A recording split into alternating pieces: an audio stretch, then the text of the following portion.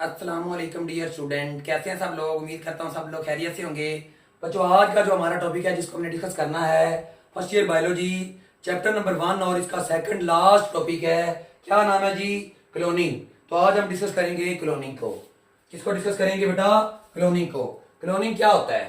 Cloning एक ऐसा process है, एक ऐसा अमल है जिसके अंदर हम क्या करते हैं, कॉपीज बनाते हैं किसी भी इंडिविजुअल की या किसी भी सेल की। किस तरह से? एसेक्सुअल रिप्रोडक्शन के जरिए। तो डेफिनेशन पर गौर करिएगा। Production of genetically identical copies of organisms और cell by asexual reproduction. Asexual reproduction के जरिए हम क्या करेंगे? प्रोडक्शन करेंगे किस चीज की? ऑर्गेनिज्म की या सेल की कॉपीज जो बनाएंगे, जो तैयारी करेंगे, वो क्या होगा? क्लोनिंग कहलाएगा। अब क्लोनिंग जो है, cloning is used to achieving eugenic aims. Aims होता है मकसद, अचीविंग का मतलब होता है हासिल करना। यूजेनिक का मतलब होता है कि जो अच्छे मकसद हैं उनके लिए हम क्लोनिंग की जो टेक्निक है या क्लोनिंग का जो प्रोसेस है इसको क्या करते हैं? इस्तेमाल करते हैं, यूज करते हैं। ये इसकी क्या होगी? सिग्निफिकेंस होगी। अब क्लोनिंग के साथ साथ आपको क्लोन का भी पता होना चाहिए। क्लोन क्या होता है? बेसिकली डेफिनेशन देखिएगा, फिर बताता हूं।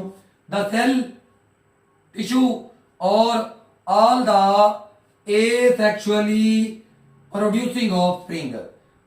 ये कोई भी सेल हो सकता है, कोई भी टिश्यू हो सकता है, या वो तमाम एसेक्सुअली प्रोड्यूसिंग ऑफ स्प्रिंग जो ऑफ स्प्रिंग है, जो बनेंगे। मिसाल के तौर पे ये एक सेल है या ऑर्गेनिज्म है, तो इसने अपने जैसी क्या की है? कॉपीज बनाई हैं।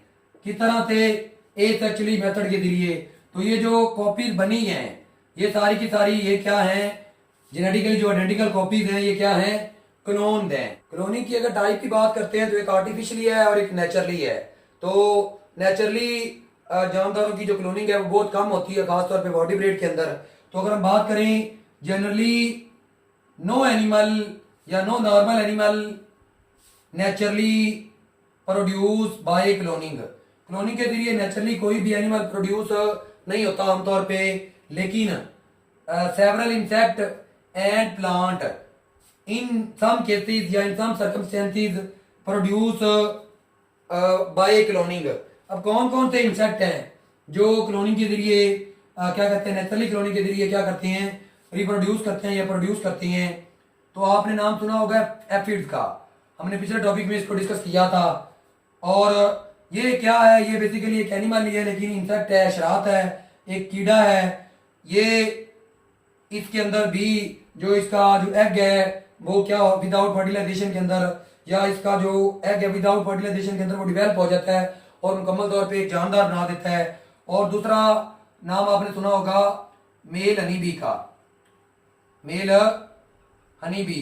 तो ये भी पार्थिनोजेनेसिस के जरिए, पार्थिनोजेनेसिस भी एसेक्सुअल रिप्रोडक्शन की एक टाइप्स है, जिसके अंदर क्या होता है कि जो एग होता है मेल हनी बी में, जो हनी बी का जो एग है विदाउट फर्टिलाइजेशन वो क्या हो जाता है? डिवेल्प हो जाता है मेल हनी के अंदर। तो ये इंसेक्ट हैं जिनके अंदर क्लोनिंग होती है। तो डिफरेंट तरह के प्लांट हैं, जो लोअर प्लांट्स हैं वो क्या करते हैं? क्लोनिंग के जरिए क्या करती हैं? सम सर्कमस्टेंस के अंदर क्या करती हैं? रिप्रोड्यूस करती हैं। और कुछ जो वेरी लोअर प्लांट हैं वो रेगुलरली क्या करते रहते हैं? क्लोनिंग के प्रोसेस के जरिए अपनी नस्ल, अपनी तादाद, अपनी कॉपीज बनाते रहते हैं। आगे बात करेंगे मेथड की। क्लोनिंग के मेथड को डिस्कस करने से पहले पता होना चाहिए कि क्लोनिंग का सबसे पहले जो क्लोनिंग का प्रोसेस था किस कंट्री में हुआ था और किस पे हुआ था।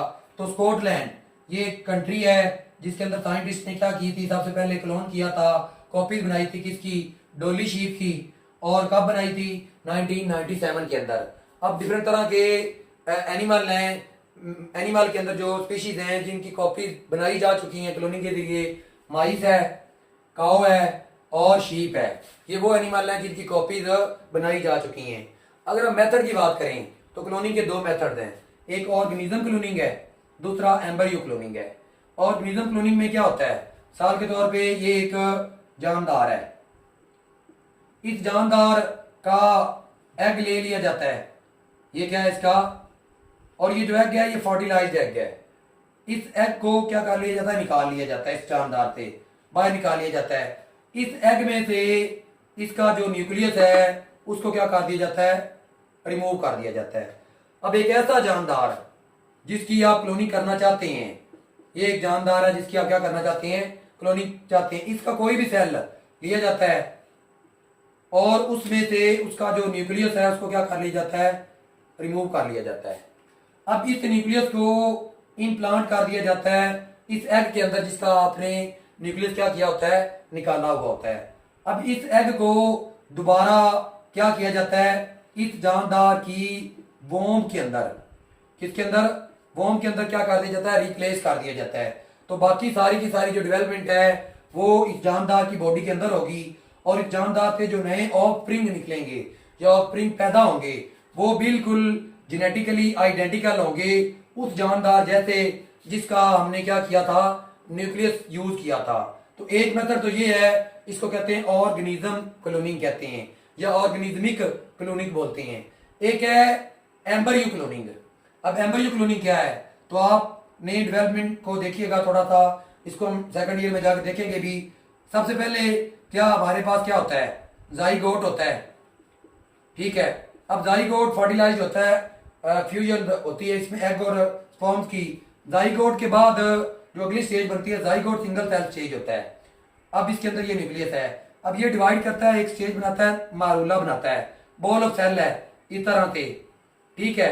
और इससे जो अगली स्टेज आती है उसको बोलते हैं ब्लास्टूला। इसके अंदर डिफरेंट तरह की क्या लें लेयर बनना शुरू हो जाती हैं।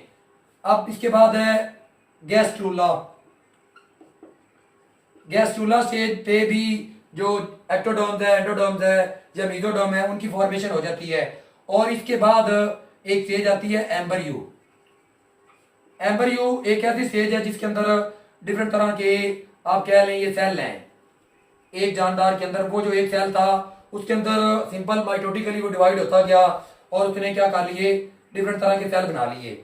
अब एम्ब्रियो स्टेज पे अगर क्या कर लें, एक सेल अलग हो जाए और बाकी सेल इकट्ठे हैं तो ये सेल एम्ब्रियो से अलग हो गया। एक तो ये जानदार एक मुकम्मल जानदार में नमू पाएगा। मिसाल के तौर पे ये जो जानदार है ये इस तरह से एक जानदार के अंदर नमू पाता है। अब ये जो सेल है जो हमने एम्ब्रियो से लिया था, तो जब ये नमू पाएगा तो ये भी सिंपल सेम इस जैसा होगा। वजह क्या है, क्योंकि ये सेल इससे अलग हुआ था, जिस तरह से ये जानदार होगा उसी तरह से ये जानदार होगा। अब इन दोनों में थोड़ा सा याद रखिएगा, एमसीक्यू के हवाले से बहुत इंपॉर्टेंट है कि इस जानदार इसमें से जो जानदार बनेगा उसके अंदर जो क्रोमोसोम्स होंगे वो सिंपल इस जानदार के एक ही जानदार के होंगे, क्योंकि हमने उसका न्यूक्लियस यूज किया था। इसके अंदर हमने जाइगोट को इस्तेमाल किया और जाइगोट के अंदर फर्दर डेवलपमेंटल स्टेजेस है और एम्ब्रियो से जाके हमने एक सेल लिया था। तो आपको पता है जाइगोट स्पर्म्स और एग की फ्यूजन से बनता है। तो इन दोनों में स्पर्म्स के भी क्रोमोसोम्स होंगे और एग के भी क्रोमोसोम्स होंगे। तो ये जो जानदार है, इन जानदार के अंदर दोनों जानदारों के या कह ले दो ऑर्गेनिज्म के क्रोमोसोम मौजूद होंगे, लेकिन इसके अंदर सिंगल जानदार के क्या होंगे, क्रोमोसोम मौजूद होंगे। अब डेयरी फार्म के अंदर डिफरेंट तरह के एनिमल्स जैसा कि कैटल को इस प्रोसेस के जरिए क्या किया जा रहा है, क्लोन किया जा रहा है। अब क्लोनिंग के कुछ फायदे हैं और कुछ नुकसान हैं। तो अगर हम बात करें क्लोनिंग के एडवांटेजेस क्या हैं, सबसे पहले जेनेटिकली आइडेंटिकल जो ऑफस्प्रिंग बनेगा, जो क्लोनिंग के जरिए कॉपीज बनेगी, मसलन ये एक जानदार था तो इससे हमने ये कॉपीज बनाई हैं, तो ये सारी की सारी कॉपीज अपने पेरेंट जैसी होंगी। दूसरा, कमर्शियल वैल्यूएबल एनिमल भी इसी प्रोसेस के जरिए बनाए जा रहे हैं, पैदा किए जा रहे हैं, जिसमें रेसिंग होता आ जाते हैं। जो रेस लगाने के लिए जो घोड़े हैं उनका जो क्लोन किए जा रहे हैं, अच्छी नस्ल के जो घोड़े हैं वो भी क्लोनिंग प्रोसेस के जरिए क्या किए जा रहे हैं, उनको रिप्रोडक्शन की जा रही है। उसके बाद है प्राइजिंग बुल, ये जो बैल होते हैं और अच्छी नस्ल के जो बैल होते हैं उनकी भी क्लोनिंग की जा रही है। और सबसे इंपॉर्टेंट एक्सपेरिमेंटल वैल्यू के अंदर भी हम क्लोनिंग का इस्तेमाल करते हैं और इसका बहुत बड़ा फायदा है। इसमें हम क्या करते हैं, किसी भी जानदार की ऊपर आप स्टडी करना चाहते हैं, किस चीज को स्टडी करना चाहते हैं, study of action of hormone, drugs and antibiotics. किसी भी हार्मोन का, ड्रग्स का, एंटीबायोटिक का आप एक्शन देखना चाह रहे हैं किसी भी जानदार के अंदर और आने वाली नस्ल के अंदर, तो इस को भी हम क्या कर सकते, इस मकसद के लिए भी हम इसको क्या कर सकते हैं, यूज कर सकते हैं। इसके डिसएडवांटेजेस की बात करें तो सबसे पहले रैपिड एजिंग। अब जो क्लोन बनेगा इसकी जो एजिंग का प्रोसेस है, बूढ़ा होने का जो अमल है इसके अंदर बहुत ज्यादा होगा, बहुत जल्दी होगा। दूसरा, low resistance to environmental stress. Environmental stress के लिए मतलब इन्वायरमेंट के अंदर जो कंडीशन हैं वो फ्लक्चुएट करती रहती हैं, तो उन फ्लक्चुएट करना या उनको मजामत करने की जो कैपेबिलिटी होती है किसी भी जानदार के अंदर, वो इन जानदारों के अंदर कम होगी। तीसरा, मोरल वैल्यू के लिए, अब ये जो क्लोनिंग होती है इन ह्यूमन क्रिएटेड, ये को पैदा करती है क्या चीज, moral and social question. Moral और सोशल क्वेश्चन क्रिएट करती है। मिसाल के तौर पे एक इंडिविजुअल है और उसकी आप कॉपीज बनाते हैं, तो वो एक मजहबी तौर पे, इखलाकी तौर पे हमारे लिए क्वेश्चन होगा कि अगर उसकी कॉपी तैयार करेंगे तो उससे डिफरेंट तरह की प्रॉब्लम्स क्रिएट हो सकते हैं। और लास्ट पे लो डिजीज रेजिस्टेंस।